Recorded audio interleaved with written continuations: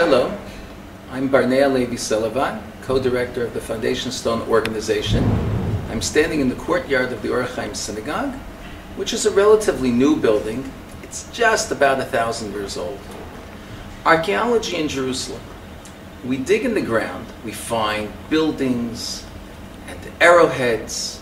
In fact, we just fasted on the 17th of Tammuz, the day in which the break-in of the walls of Jerusalem, the beginning of the fall of Jerusalem occurred. It's underneath my neighbor's house. They found Babylonian and Israelite arrowheads at the base of a wall which archaeologists identify as a gate. The verse in Isaiah says, "You broke down homes to fortify the wall." That's my front yard. That is the wall that Hezekiah of Judah built to stop Sennacherib of Assyria from attacking. You can see the remains of the houses that were torn down to build the wall. It's a discussion in the Jewish commentaries what Isaiah is referring to. Many of them say it's Hezekiah. The archaeologists agree.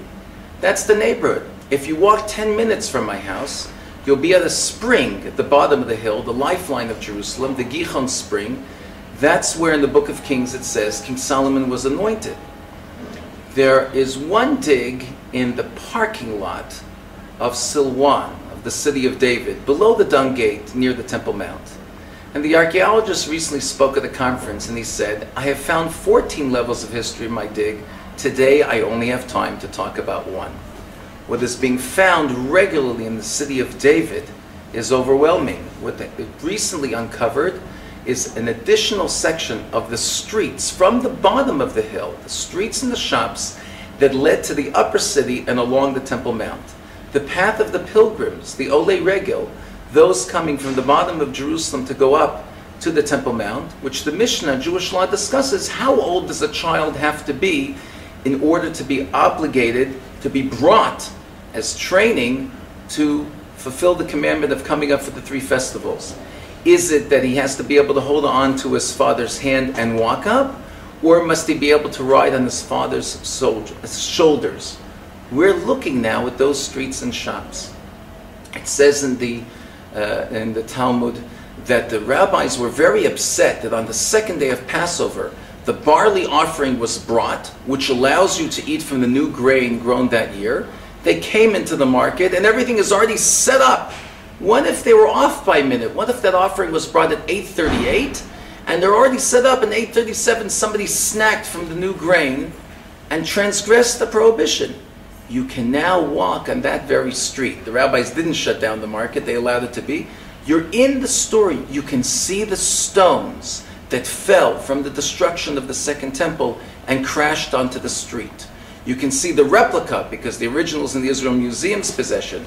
You can see a replica of the stone that says Lebeit Hatki'ah, the place of the blowing, which the Mishnah and the Talmud talk about blowing the trumpets to open up the gates of the temple in the morning.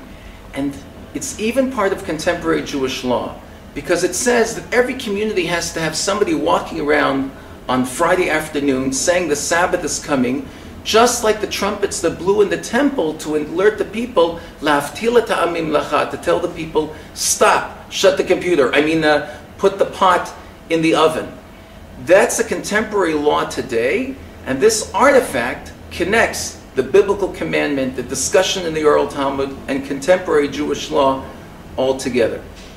So we live in a world where the verses are our front yard. The great rabbis of yesteryear whose works we study are on the pages. We're in their buildings. You sense a presence here. Jews and Gentiles alike sense a presence here. And it's painful to see a piece of paper on the street. It's painful to see somebody acting the way which shows that they're unconscious of this very special place of consciousness. Let's hope that by learning and studying and living and reviving Jerusalem, we'll recreate the Jerusalem of light, which will be a light to all of humanity.